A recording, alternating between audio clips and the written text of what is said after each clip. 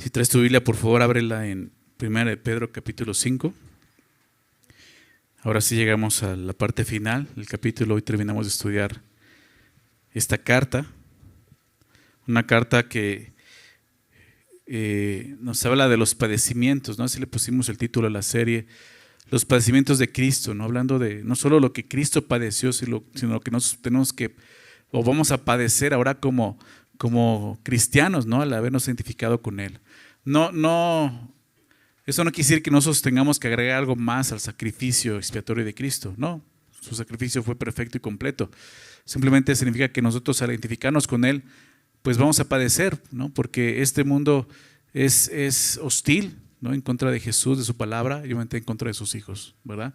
Como vimos la semana pasada, hay un príncipe que dirige este mundo y es el diablo, es Satanás, ¿no? Entonces, él está en contra de todo lo que sea Dios, ¿verdad? Como vimos la semana pasada.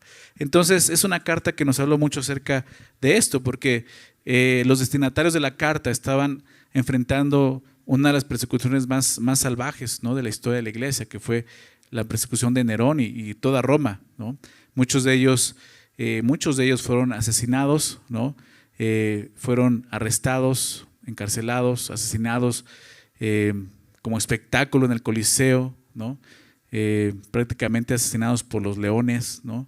Etcétera. Algunos de ellos fueron empalados y colgados en los jardines de Nerón, prendiéndoles fuego, alumbrando sus jardines, etcétera, ¿no? De una forma muy brutal.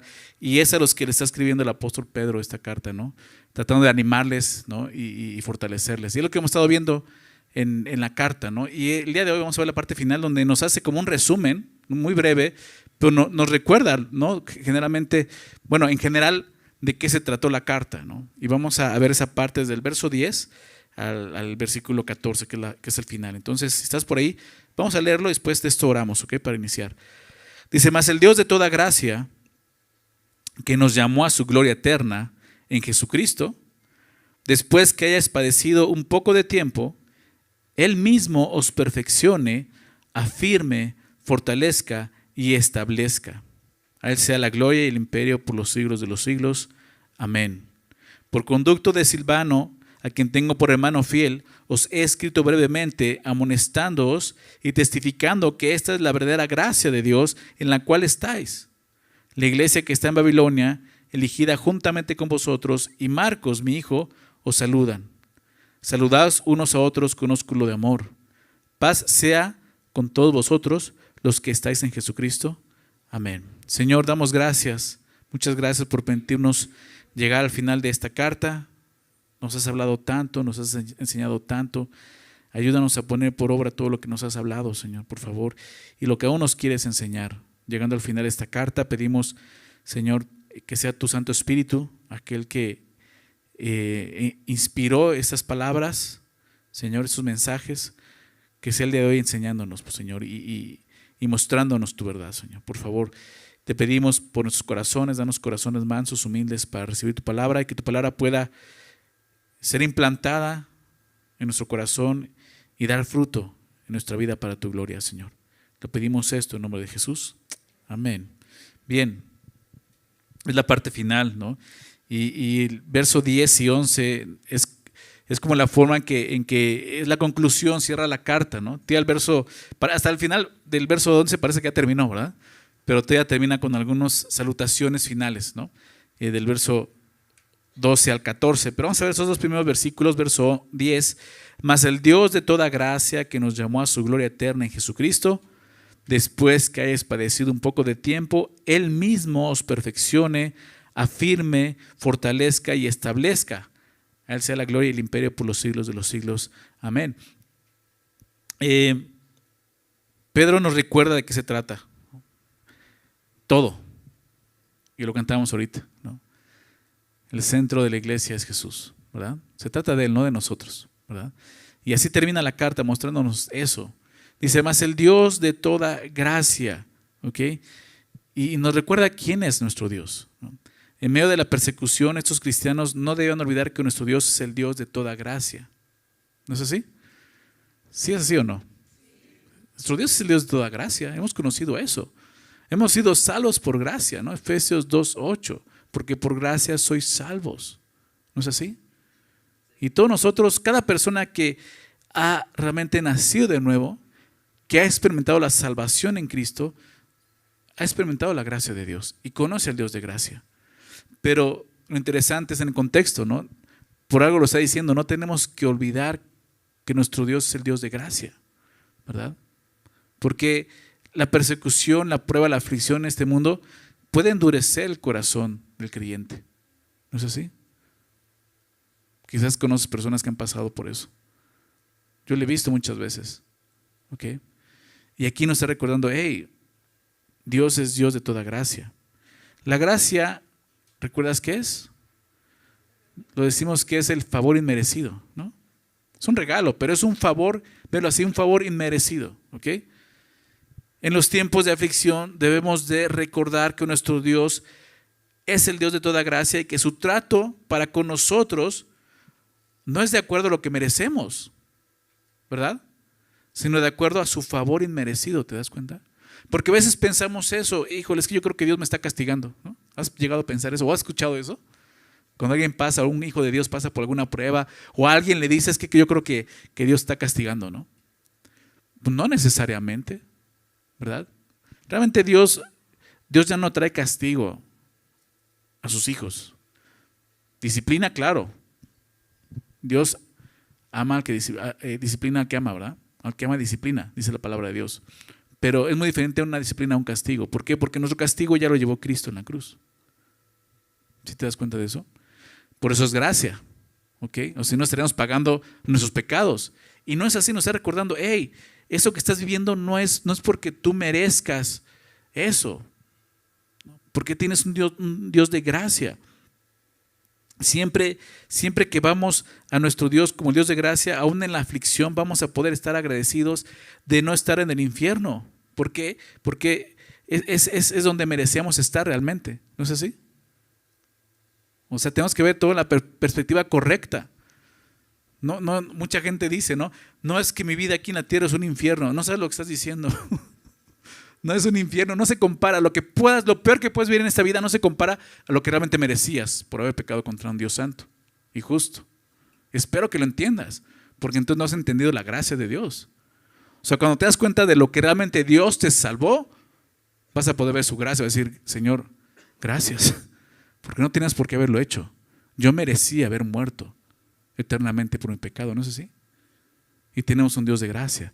Entonces, lo que Pedro quiere es que ellos no confundan esto, no confundan que las aflicciones del tiempo presente son porque son pecadores o porque todavía Dios está juzgándolos. No, Él ya juzgó nuestro pecado en la cruz.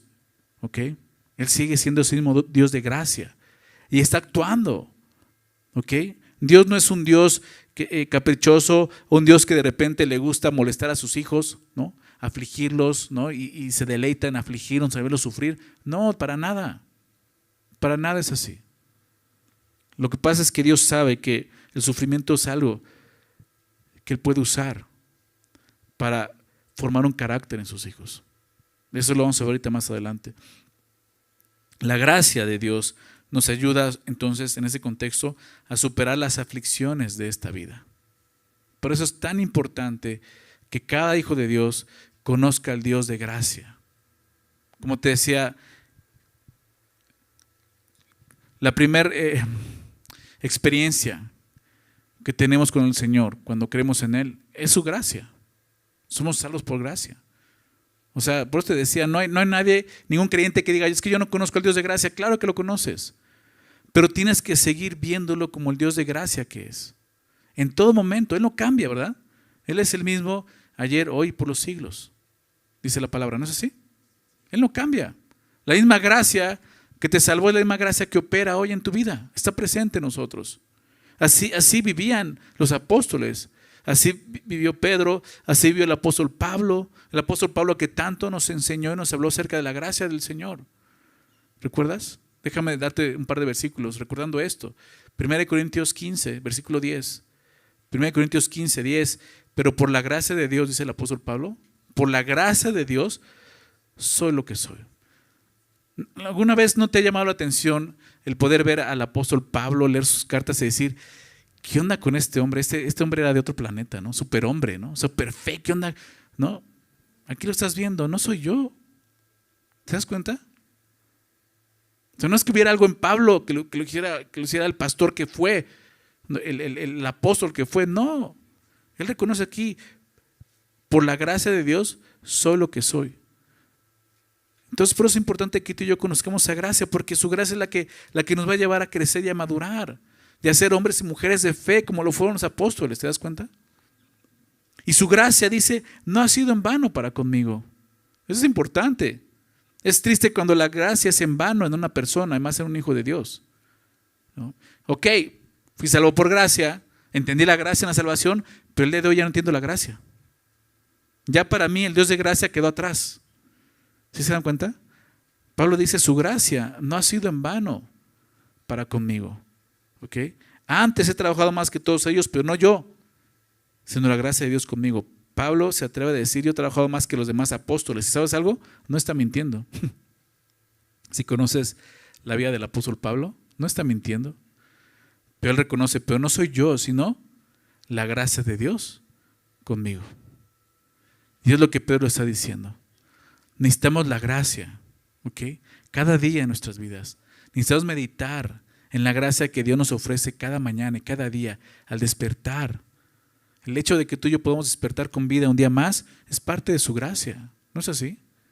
Y eso es lo que te va a ayudar en el día a enfrentar las aflicciones o las pruebas que vengan. Que la gracia de Dios no sea en vano para contigo. ¿Ok? 2 Corintios 12:9, el apóstol Pablo viene hablando de cómo Dios lo mantuvo afligido, humilde, ¿recuerdas? ¿No? Dice que él tuvo revelaciones, ¿no? Que fue al tercer cielo, estuvo ahí, ¿no? Pero para que esas revelaciones no lo exaltasen, le fue dado un aguijón en la carne, ¿se acuerdan? Que lo abofetea, de vez en cuando le da sus cachetadas. No se sabe qué es ese aguijón, ¿no? Él era soltero, ¿ok? ¿Esposos? No, ya sé quién era, no, él era soltero para empezar, ¿no? Un aguijón en la carne, ¿verdad? El cual dice 3 veces he orado para que Dios me lo quite. Pero ¿qué escuchó él? Fíjate, 2 Corintios 12:9. Y me ha dicho, bástate mi gracia. Bástate mi gracia. O sea, Pablo, mi gracia es suficiente para que puedas aguantar cualquier aguijón. ¿Se das cuenta? Él aprendió a vivir así. Bástate mi gracia, porque mi poder se perfecciona en la debilidad. Por tanto, dice él, de buena gana me gloriaré más bien en mis debilidades, para que repose sobre mí el poder de Cristo. Pero ¿cómo reposa el poder de Cristo sobre un creyente? Básate mi gracia, ¿no? Su gracia es suficiente. Por su gracia soy lo que soy. Vemos un hombre que aprendió a vivir bajo la gracia de Dios porque conocía al Dios de toda gracia, ¿se dan cuenta? Y Pedro comienza con esto, más el Dios de toda gracia, ¿verdad? Que nos llamó a su gloria eterna. Acá habla de un llamado, una invitación, una convocación. Nos llamó a su gloria eterna. Qué increíble es eso, ¿te das cuenta? Todo el tiempo Pedro ha estado haciendo esto en su carta, ¿recuerdas? Nos habla de la aflicción, de las pruebas en esta tierra, pero nos lleva a la gloria, ¿verdad? Nos lleva a la eternidad. ¡Ey! Pero enfóquense allá, ¿verdad? Y ese es el mensaje del Nuevo Testamento, ¿verdad? Hebreos nos habló de eso. Corre con paciencia la carrera que tenemos por delante. Puesto los ojos en Jesús. ¿Dónde está Jesús? En la gloria, ¿no? El autor y consumador de la fe. Colosenses 3. Si has estado con Cristo, pon tu mirada en las cosas de allá arriba, donde está Cristo sentado en la diestra de Dios. Y se trata de eso, vivir con los pies en esa tierra, pero con nuestra vista y con nuestra mira siempre en el cielo. Así es como vas a poder cruzar por este tiempo de prueba. Si tu mirada está puesta solamente aquí en la tierra, te vas a quedar atascado. Por eso dice, quien nos llamó a su gloria eterna. Fíjate en esto, el propósito de Dios para mi vida incluye esto, la vida eterna, la gloria eterna. ¿Sabías eso? ¿Sabías eso? ¿Estás consciente de eso? ¿Que después de esta vida hay algo más? ¿Sí o no? Eso es lo que esperamos y lo hemos dicho y te lo he dicho. Para nosotros lo mejor está por venir, ¿no? El día que dejemos esta tierra, no importa cómo vaya a suceder, ¿verdad? Lo vamos a dejar, pero lo más seguro que tenemos, no sabemos cómo va a suceder, pero lo más seguro es que sí sabemos dónde vamos a estar. Si hemos creído en Jesús, en la gloria eterna. Es una promesa. Nos llamó a su gloria eterna. ¿Te das cuenta? El llamado que es el evangelio. ¿Ok? Es el llamado a creer en Jesús y ser salvo y participar de la eternidad al lado de Dios, su gloria eterna. Y Dios nos llamó a eso. El llamado de Dios no es el sufrimiento, ¿te das cuenta? Porque al leer esta carta puedes decir, híjole, pues no, habla del sufrimiento, sí. O sea, Dios nos llama al sufrimiento. Dios nos llama a la gloria eterna, es lo que dice Pedro. ¿Ok? Pero el sufrimiento es el camino. ¿Sí se dan cuenta? Te lo he dicho otras veces, y cuando lees estos versículos, queda destruida toda doctrina falsa acerca del pare de sufrir. ¿No es así? Porque el camino a la gloria es el sufrimiento. Si no, pregúntale a Jesús. Es la cruz. Y Él lo dijo, que quiera venir pos de mí, niégase a sí mismo, tome su cruz cada día y sígame. Es el llamado, es el camino. En esta tierra no venimos a disfrutar y a gozar de esta vida. Prácticamente Jesús dijo, en el mundo tendrán aflicción, pero confíen, yo he vencido al mundo, ¿verdad? Hemos muerto a este mundo. Nuestro deleite ya no se encuentra en este mundo. Está en lo eterno, está en el Señor. Y nos recuerda eso Pedro. Fuimos llamados a la gloria eterna, pero el camino es el sufrimiento. Recordar que fuimos llamados para la eternidad nos prepara para mirar más allá de los sufrimientos de esta vida. Y es lo que Pedro nos ha estado diciendo. Hey, sí vas a sufrir, pero la gloria, pero la recompensa, pero la herencia eterna. ¿Te acuerdas? Nos ha estado llevando a eso. Sí, pero pon tu mirada en las cosas de allá arriba, en lo que viene, en lo que está próximo por venir. Y estar conscientes de eso, de la eternidad, nos prepara para, te decía, para atravesar por el sufrimiento de esta vida. A muchos de ustedes yo los he visto caminar así. Yo doy gracias a Dios por la vida de ustedes y por la fe que Él ha puesto en sus corazones. Que aún en la aflicción, en el dolor, están firmes, están de pie. ¿Por qué? Porque tienen su mirada puesta en las cosas de allá arriba. Pero es triste ver a cristianos que no es así y cuando llega la aflicción los tumba. Y terminan negando la fe, terminan negando a Dios, terminan enojados con Dios y dices, pues entonces ¿quién creías? ¿En qué Dios estabas creyendo? No lo conoces. Por eso es importante conocer al Dios de toda gracia. ¿Se dan cuenta? Hay gracia para superar esta vida, como veíamos, y hay gloria a la que estamos llamados después de esta vida, es lo que Pedro nos dio al principio. Tienes la gracia de Dios para esta vida y viene la gloria en la eternidad. ¿Ok? Pero dice esto, en Jesucristo. Fuimos llamados a su gloria eterna, dice en Jesucristo. Y esto es importante. ¿Ok? Fuimos llamados en la persona de Jesucristo. ¿Qué quiere decir esto? Dos cosas. ¿Ok? Dos cosas. La primera, quiere decir que no hay otra forma de poder conocer al Dios de toda gracia si no es a través de Jesucristo. ¿No es así? Solo a través de Jesucristo vas a poder conocer al Dios de toda gracia. Los apóstoles, los discípulos lo vieron así. Juan escribe en su evangelio, en capítulo 1, habla de Jesús y habla del primogénito. Y vimos su gloria, gloria como del unigénito del Padre, lleno de gracia y verdad. Lleno de gracia. Ellos conocieron a ese Dios de gracia, pero fue a través de Jesucristo, en Cristo. No vas a poder vivir la vida terrenal experimentando al Dios de toda gracia si no has conocido primeramente a Jesucristo. No hay forma de poder hacerlo. Si hasta aquí dices, yo no entiendo nada de eso de la gracia y de este Dios de gracia y de la gloria, tienes que entender esto.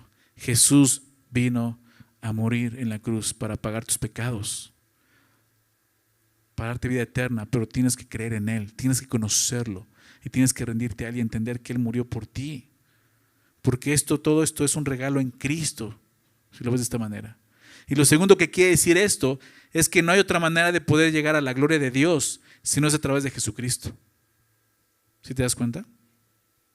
Que nos llamó a su gloria eterna en Jesucristo. No hay otra forma.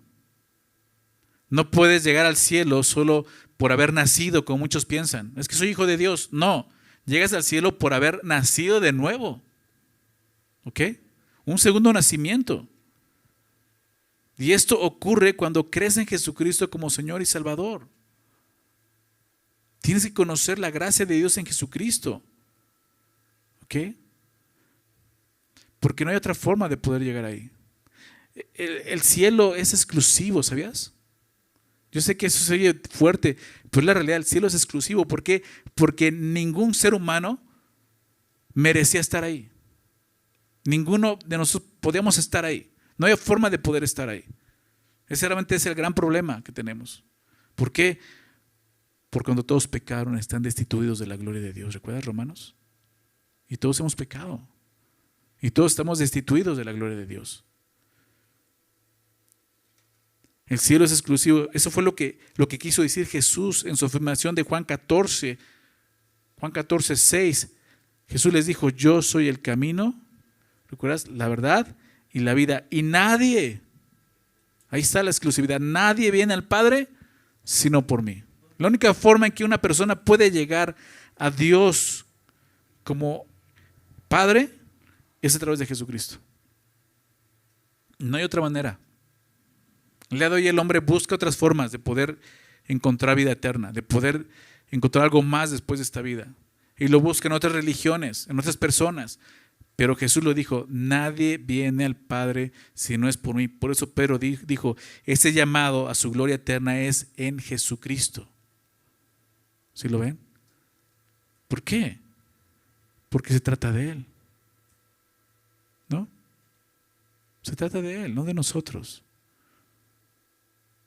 Todo el universo gira alrededor de Él. Y Él lo gobierna. Y es la cabeza de todo principado y toda autoridad. ¿Te das cuenta? Es este Dios al que adoramos nosotros. ¿No es así? Al que invocamos. A quien levantamos nuestros ruegos, nuestras peticiones. Quien nos habla. Quien responde es Jesús.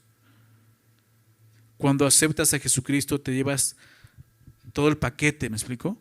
La gracia de Dios, ¿no? El Dios de toda gracia para enfrentar las dificultades de esta vida y la gloria eterna, que es lo que viene al final.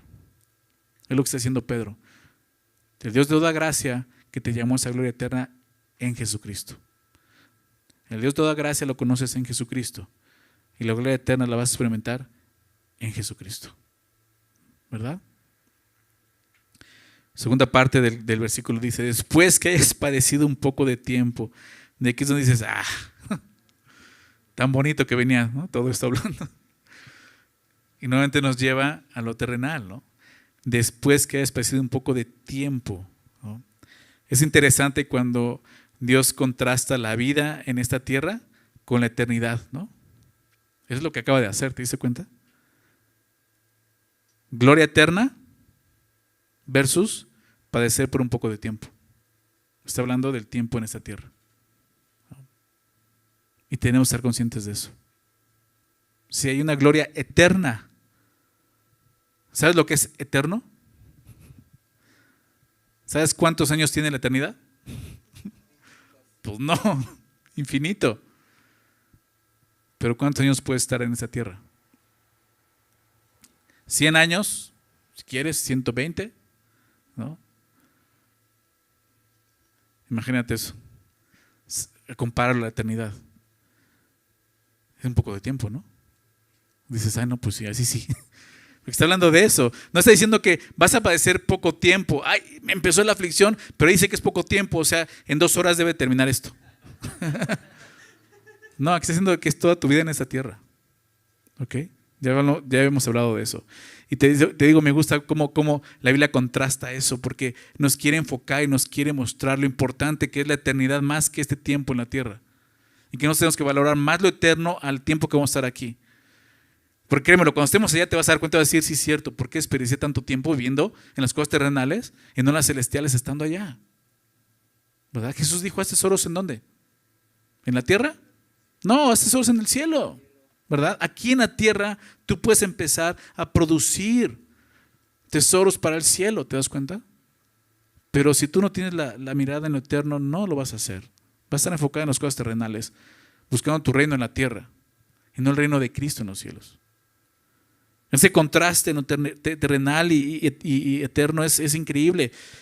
Déjame citar otros dos versículos del apóstol Pablo. Pablo tenía también muy claro esto. Romanos 8, versos 17 y 18, anótalo. Voy a leerlo, Romanos 8, 17 y 18. Y si hijos, también herederos. Viene hablando de eso. Somos hijos de Dios por medio del Espíritu Santo. Nos recuerda que somos sus hijos. Y si hijos, también herederos de Dios y coherederos. ¿Con quién recuerdas? Qué increíble, con Cristo, el unigénito de Dios. Pero dice algo, si es que padecemos juntamente con Él.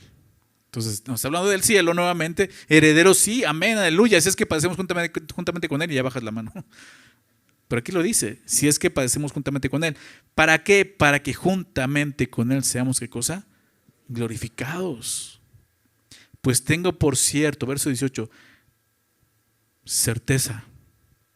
Tengo por cierto, no había duda en esto, y espero que no haya duda en tu corazón, que es una certeza igual que la que tenía el apóstol Pablo, el apóstol Pedro y todos los hombres de fe. Pues tengo por cierto que las aflicciones del tiempo presente, este tiempo, las aflicciones de este tiempo no son comparables. ¿Con qué? Con la gloria venidera que en nosotros ha de manifestarse, a la que fuimos llamados. ¿Te das cuenta? Pablo dice, no se compara. No, lo peor que tú puedas vivir en esta vida no se compara a lo que va a venir después de eso.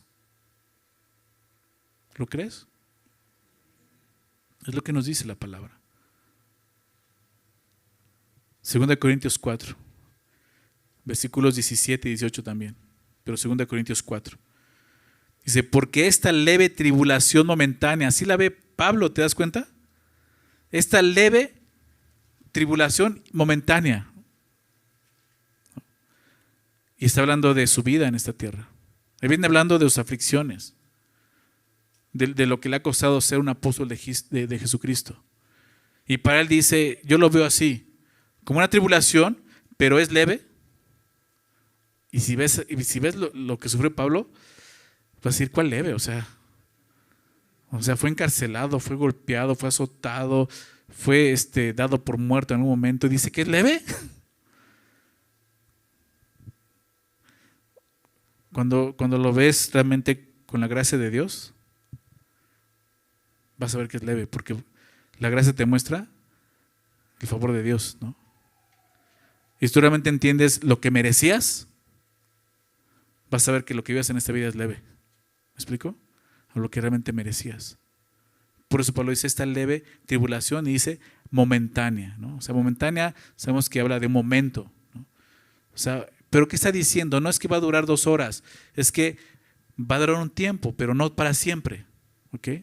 Y puede durar toda tu vida en esta tierra. Y Pablo dice esto, porque esa leve tribulación momentánea produce en nosotros, o sea, hace algo. Y es lo que va a decir Pedro ahorita. Produce en nosotros un cada vez más excelente y eterno peso ¿de qué? De gloria. Toda la aflicción que puedas vivir para Cristo en esta tierra está produciendo un excelente y eterno peso de gloria. Pero ¿cómo? Dice verso 18, no mirando nosotros las cosas que se ven. ¿Por qué lo dijo? Porque andamos por fe, no por vista. Nuestra mirada está en lo eterno, no en la tierra. No mirando nosotros las cosas que se ven, sino las que no se ven. Pues las que se ven, ¿qué son? Temporales. Pero las que no se ven son eternas, ¿no? Lo temporal, lo terrenal, lo eterno, la gloria de Dios.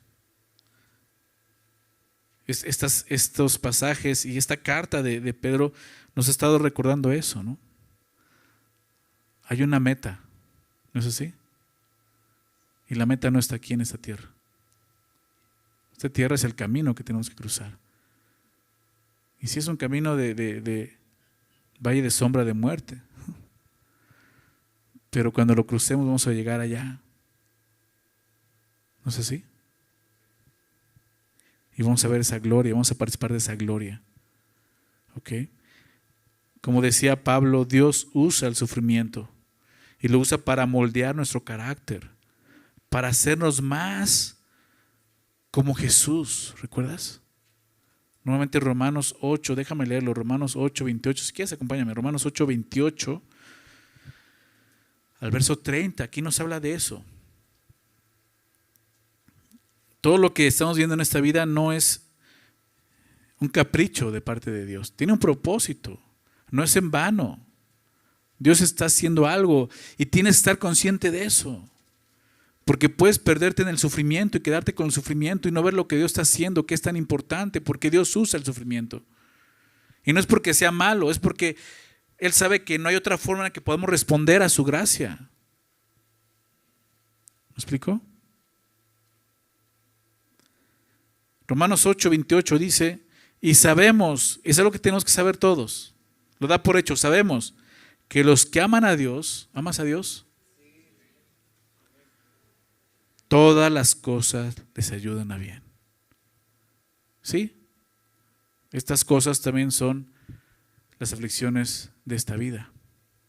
Está hablando específicamente de eso.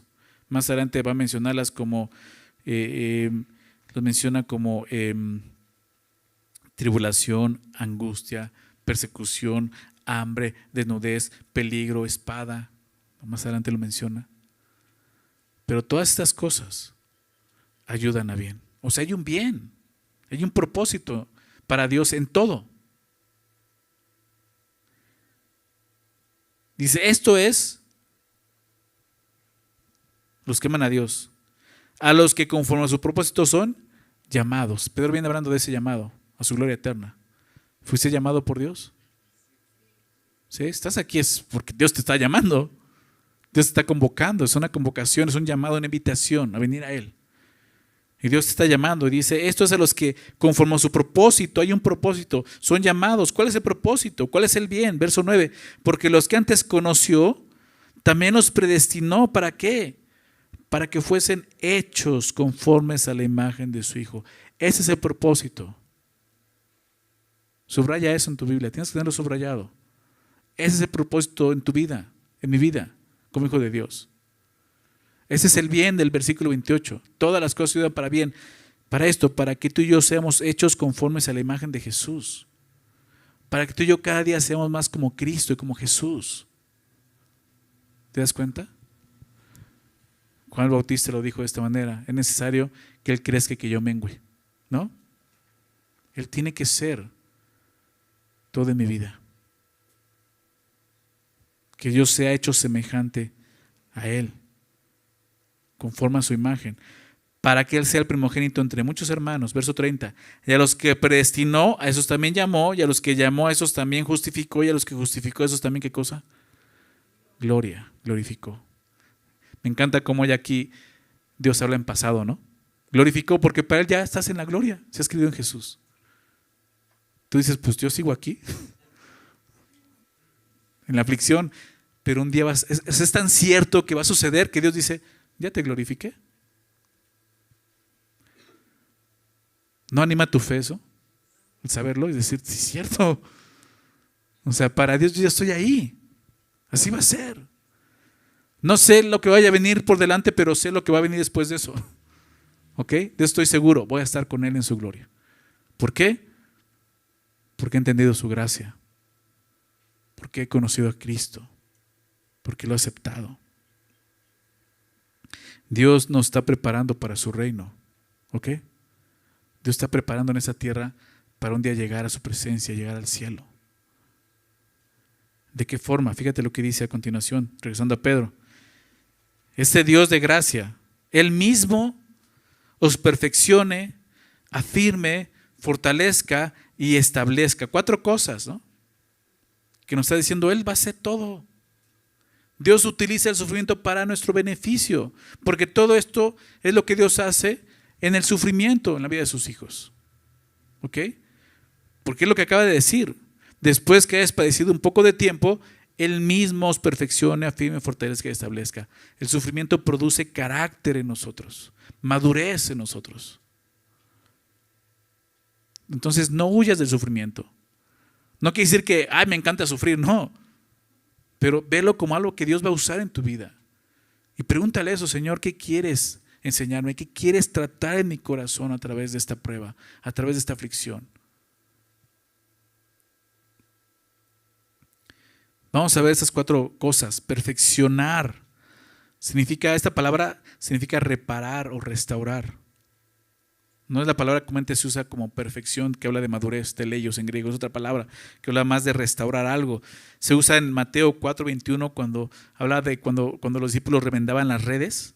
Remendar, restaurar, es eso. O Gálatas 6:1, cuando dice que alguno fuere sorprendido en alguna falta, ustedes que son espirituales, restaurarle con espíritu de mansedumbre. Esa palabra restaurar. Entonces es por medio de las pruebas que Dios nos repara o restaura para cumplir su obra. Muchos de nosotros venimos rotos, ¿verdad? Literalmente. Corazones rotos, vidas rotas, matrimonios rotos. Y Dios dice, yo te voy a reparar. Pero muchas veces a través de la aflicción. A través de la prueba es donde Dios produce eso y está obrando. Afirmar lo siguiente, lo segundo. La palabra afirmar significa confirmar. Y Dios promete eso, afirmarnos o verlo de esta manera, sostenernos para que no seamos movidos de la fe. Estar bien firmes en la fe. Por lo tanto, y eso lo vimos la semana pasada cuando hablábamos del león rugiente, que estemos firmes en la fe, ¿recuerdas? Afirmados en la fe, es lo que necesitamos. Y es por medio, a veces es por medio de las pruebas que Dios nos repara, pero también que nos afirma en la fe. Afirma nuestro carácter, nos hace más capaces de mantener un buen testimonio y estar firmes bajo la presión, ¿no?, de este mundo. Nos afirma de esa manera. Lo tercero es fortalecer. Y Dios promete dar fortaleza necesaria para resistir todos los ataques del enemigo. ¿Verdad? Lo vimos la semana pasada en Efesios 6, fortaleceos en el Señor, ¿recuerdas? En el poder de su fuerza. La prueba, la aflicción produce fortaleza en nosotros, nos hace más fuertes. ¿Verdad? Así es. Aunque Satanás busca debilitarnos, como vimos la semana pasada, él busca debilitar a los creyentes, es a través de la aflicción que somos fortalecidos. Sí, nos humillamos delante de Dios, ¿recuerdas? Es cuando Dios nos da esa fortaleza. Y por último, establecer. La idea de esta palabra es estar bien situado, consolidado en un lugar, establecidos. ¿Ok? Qué importante es esto. ¿Okay? En el original, el verbo está relacionado con la palabra fundamento. Echar una raíz, un fundamento, un cimiento. Dios quiere que cada creyente esté firmemente plantado y arraigado. Es bien importante eso, familia. Que cada uno de nosotros estemos bien firmes, bien cimentados en Cristo. Cimentados en una iglesia, por ejemplo, una iglesia local. Ser parte de esa iglesia, ser fieles al Señor, eso es lo que está hablando de estar bien cimentados. Es triste de repente ver cristianos que andan de una iglesia de aquí en otra y otra y otra y no echan raíz en ningún lugar. Y no están cimentados en Cristo. Los discipulados tienen ese propósito de darte crecimiento, de que puedas empezar a echar raíces, cimientos en tu vida espiritual. Pablo dice a los Corintios, 1 Corintios 3, el fundamento ya está puesto, no hay otro fundamento, pero cada uno mire cómo está edificando su vida en Cristo. Si ya tienes el fundamento, el cual es Cristo, fíjate cómo estás edificando, tienes que estar bien establecido. Déjame leer esto en Colosenses 2, versículos 6 y 7, habla de esto el apóstol Pablo ahí en Colosenses 2, versos 6 y 7. Por tanto, dice, de la manera que habéis recibido al Señor Jesucristo. ¿Cómo recibiste al Señor Jesucristo? ¿Cómo lo recibiste? Por fe, ¿no? ¿Sí estás de acuerdo? Así dice, andad en Él. Así como lo recibiste, así sigue, confiando, arraigado, echar raíces y solidificado cimientos. ¿En quién? En Él, dice el texto. Confirmados en la fe, establecidos. Así como habéis sido enseñados, abundando en acciones de gracias. Esto habla de un crecimiento, ¿te das cuenta? Esas 4 palabras que usa el apóstol Pedro hablan de un proceso en el cual Dios está trabajando en la vida de sus hijos Y eso ocurre muchas veces a través del sufrimiento, la aflicción, las pruebas. Nos fortalece. Es lo que Él más busca. No es para que nos alejemos, lo que muchos hacen. ¿Por qué? Porque realmente no están depositando, no están confiando en Él. No están andando como comenzaron creyendo en Jesús.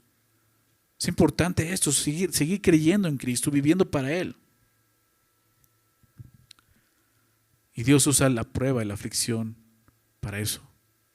¿Verdad? Desearíamos que el plan de Dios fuera sin sufrimiento, ¿no es así? Amén. Pare de sufrir. Pero Dios usa el sufrimiento para perfeccionarnos, para afirmarnos, para fortalecernos y para establecernos, ¿lo ven?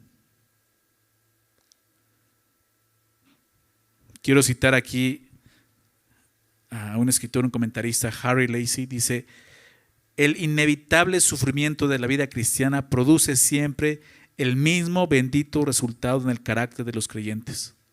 Afina la fe, ajustará el carácter, afianzará, fortalecerá y establecerá al pueblo de Dios. Hablando de este versículo. Eso es lo que Dios va a hacer. El sufrimiento va a hacer eso. No es en vano. Dios tiene un propósito. ¿Okay? Verso 11. A Él sea la gloria y el imperio por los siglos de los siglos. Amén, ¿no? ¿De qué otra forma podría terminar esta oración si no es dándole gloria a Dios? Eso es lo que se conoce como una doxología. La palabra gloria en griego es doxa. Entonces se conoce como dar gloria a Dios, doxología. Y es esto. Vemos a Pedro, ¿no? Como al considerar la obra que Dios hace en nosotros usando el sufrimiento, es lo que lo lleva a darle gloria a Dios, ¿no? Como diciendo, Él sea la gloria. O sea, es algo que, ¿qué podemos hacer más que darle gloria? ¿Verdad? Y el imperio por los siglos de los siglos.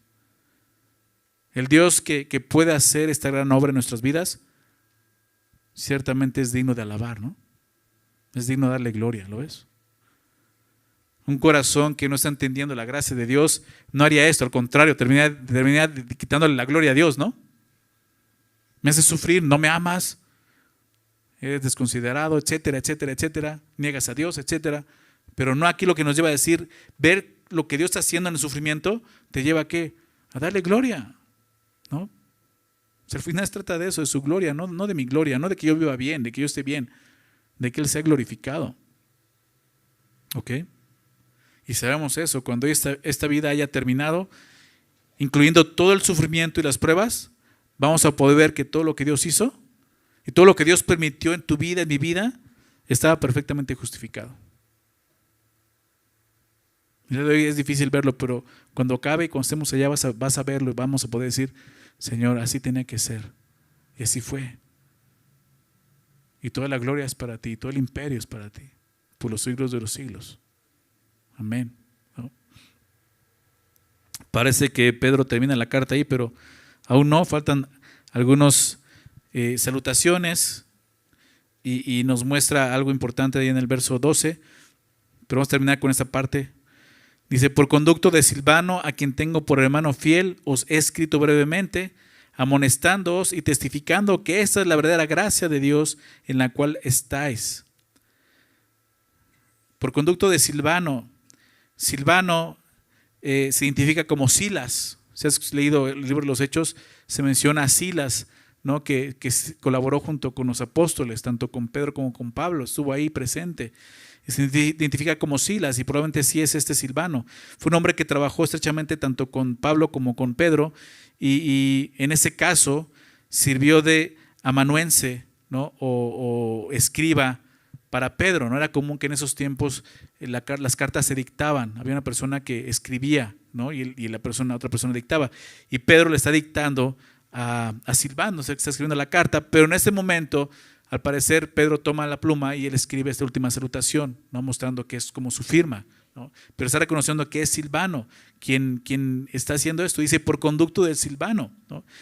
No solo que haya escrito la carta, sino también probablemente él fue quien envió y llevó la carta. ¿Por qué no manda saludos de Silvano?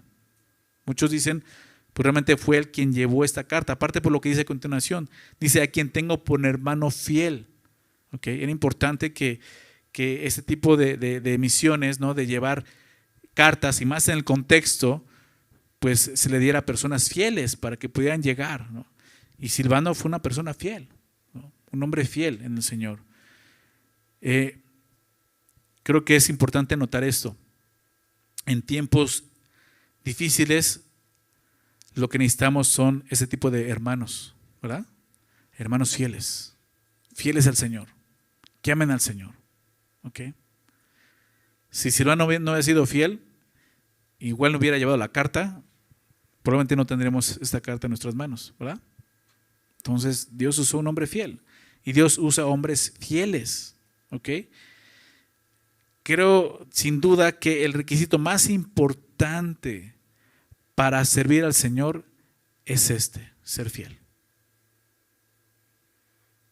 Ser fiel. Pablo lo dice en 1 Corintios 4, ¿verdad? Tengan a los hombres como buenos administradores de los misterios de Dios. Pero dice el siguiente versículo, pero es necesario que los administradores sean hallados fieles. Fieles. ¿Ok? No somos perfectos, fallamos, pero en su corazón hay fidelidad. Dios te va a usar. ¿Ok?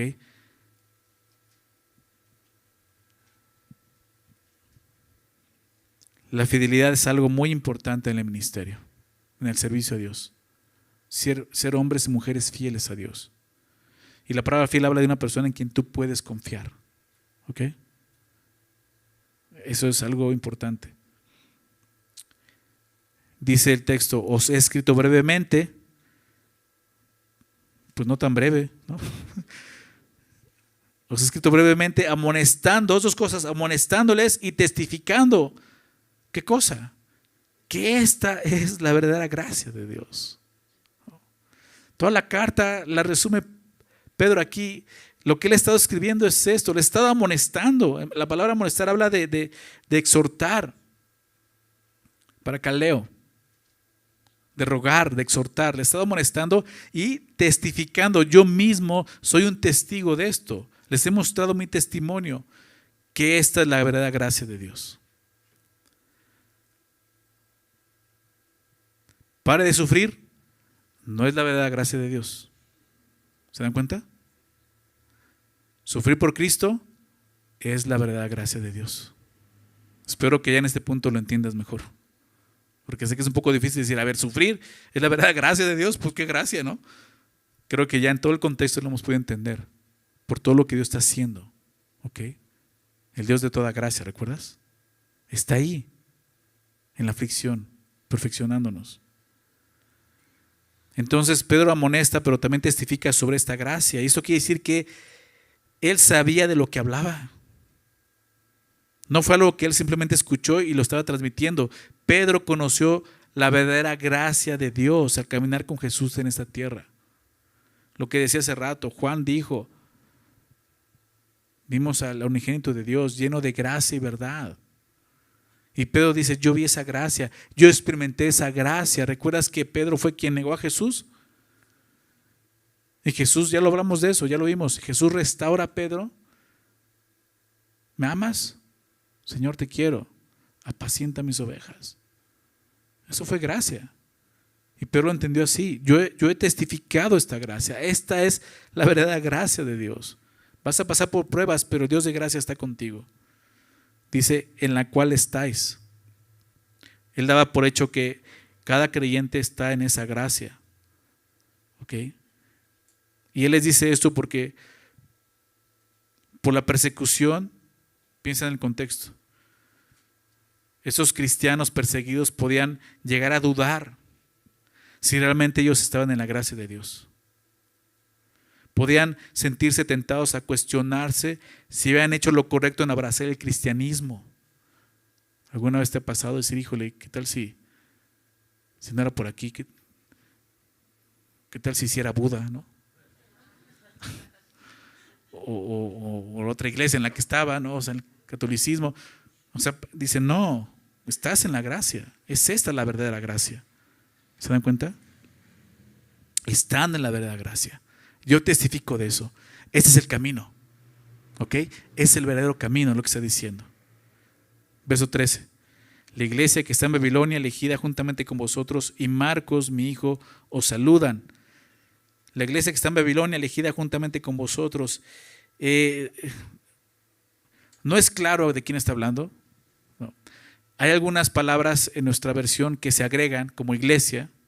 En el texto original no aparece la palabra iglesia, pero se habla en femenino, entonces se da por sentado que está hablando de una iglesia. Algunos hacen mencionan que puede ser hasta la esposa de Pedro. Pedro está hablando de su esposa, porque no es muy claro, ¿ok? Pero por los años se ha pensado, siempre se ha interpretado Babilonia como una referencia a Roma, ¿ok? Y considerando el contexto de la carta, que es la persecución romana, es posible que el apóstol Pedro haya utilizado la referencia de Babilonia para evitar problemas con las autoridades romanas, ¿no? Cualquier precaución era necesaria para no exponer la iglesia que estaba en Roma. Entonces es donde muchos afirman que realmente Pedro estaba en Roma, escribiendo desde Roma esta carta, ¿no? Y de ahí, pues ya sabes, ¿no? Dicen que él fue el primer papa, que estaba en Roma, etcétera, etcétera, la iglesia en Roma. Y realmente de un versículo que no es muy claro no puedes sacar una doctrina como tal, ¿ok? Pero es lo que se piensa, no es muy claro lo que dice ahí, ¿ok? Pero él está mandando saludos, ¿no? Porque dice a continuación, y Marcos, mi hijo, os saludan, tan claro como eso, ¿no? Ahora vamos a decir que Marcos era hijo de Pedro. Pues no, este Marcos debe haber sido Juan Marcos. Okay. Sabes que su madre era María, en el libro de los Hechos aparece, donde se reunían la iglesia primitiva. En el aposento alto fue en la casa de él. Okay. Este Marcos, quien escribió el Evangelio de Marcos, ¿sí? Y entonces aquí vamos a entender un poquito más. A quien Pedro llama a mi hijo, quien realmente no fue su hijo biológico. Okay. Lo que Pedro quería transmitir era que su relación con Marcos era como la de un padre con su hijo, un poco como Pablo y Timoteo, ¿recuerdas? Mi hijo amado, aquí menciona. O sea, esa estrechez. Y de ahí podemos entender que la tradición acepta que el Evangelio de Marcos fue inspirado por el testimonio del apóstol Pedro, quien tenía muy cerca a Marcos y le fue hablando de Jesús y enseñando acerca de Jesús y todas las enseñanzas de Jesús. ¿Okay? Es por eso que aparece Marcos. Marcos no fue un discípulo de Jesús. ¿Okay? Era muy jovencito. ¿Okay? Y por último, verso 14, saludaos unos a otros con ósculo de amor. Paz sea con todos vosotros los que estáis en Jesucristo. Amén. Saludaos unos a otros con ósculo de amor. Ósculo es beso, que es habla de un beso. Y Pablo lo llama ósculo santo, ¿verdad? Pero aquí Pedro lo llama ósculo de amor. Y es beso de amor porque es un beso que expresa el amor fraternal, de lo que Pedro ha estado hablando en su carta. Y es santo, como Pablo lo menciona, porque no es algo sensual. Es una muestra de cariño, de aprecio, de hermandad, ¿ok? En ese tiempo era muy común. El beso no solamente se daba entre hombre y mujer, sino también hombres con hombres, mujeres con mujeres. Era muy común hacerlo así porque se mostraba esa estrechez. ¿Han cambiado las cosas? ¿No? Se han cambiado, pero el amor fraternal tiene que estar presente siempre. De alguna manera poder expresarlo de una forma santa, como vemos aquí. Y por último termina con la paz. Paz sea con todos vosotros los que estáis, ¿en dónde? En Jesucristo, ¿verdad? Amén. Pedro sabe que a pesar del sufrimiento, los cristianos podemos experimentar la perfecta paz de Dios, ¿no? Porque dice así, paz sea con todos. Qué increíble que una carta que nos estuvo hablando de padecimientos, de sufrimiento, termina con la paz de Dios, ¿no? Paz sea con todos. ¿Pero quiénes? Los que están en Jesucristo, ¿no? Deja claro que esta paz solo es posible para quienes están en Jesucristo. Por tanto, la paz perfecta se puede experimentar y practicar, aún en la aflicción, en la medida en que se viva a Cristo en esta tierra. Cuanto más conozcas al Señor, más vas a poder experimentar esa paz. Es lo que vemos aquí, porque es en Cristo, no es en este mundo.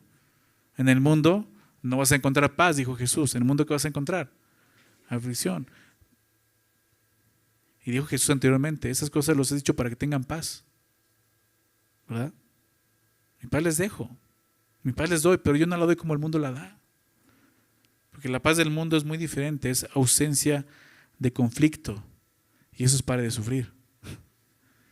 La paz de Dios es, aún en el conflicto puedes tener paz. ¿Por qué? Porque Dios está contigo. ¿Ok? Amén. Es interesante observar que una carta que tiene como tema principal el sufrimiento termina así con la paz, ¿verdad? Porque al final será así. No importa qué tan caótico sea este mundo, qué tan difícil, complicada pueda ser tu vida en esta tierra, un día el Señor de paz reinará por siempre y con Él estaremos todos los que hayamos confiado en Él. ¿No es así? Estaremos un día en su gloria eterna y es la esperanza que tenemos. ¿Te parece si oramos y damos gracias? Señor, damos gracias esta mañana por tu palabra. Señor, nos trae ánimo, consuelo, fortaleza. Lo que leíamos ahorita, Señor, nos afirmas, nos fortaleces, perfeccionas, nos estableces. Gracias. Gracias, Señor. El día de hoy, al terminar esta carta, podemos recordar y meditar y saber que todo lo que tú haces en esta vida tiene un propósito, Señor. No es en vano. Aún el sufrimiento, los padecimientos y más cuando se tratan de ti, Señor. Gracias, Señor, porque tú usas todo y cada prueba y cada aflicción lo usas para formar un carácter en tus hijos, para que seamos más como Jesús. Y te damos gracias por eso, Señor. Gracias porque al final, Señor, tenemos una meta que es la vida eterna, la gloria eterna, como nos hablabas hoy, la que fuimos llamados. Y te damos gracias por eso.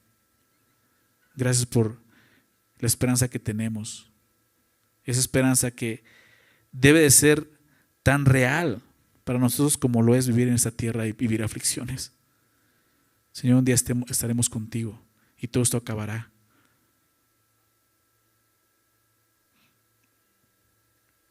Así será, Señor. Así será y anhelamos, Señor, estar ahí en tu presencia. Pero ayúdanos mientras que estemos aquí, Señor.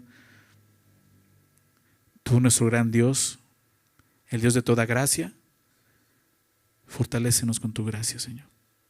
Que tu gracia no sea en vano para con nosotros, que podamos vivir por tu gracia, Señor.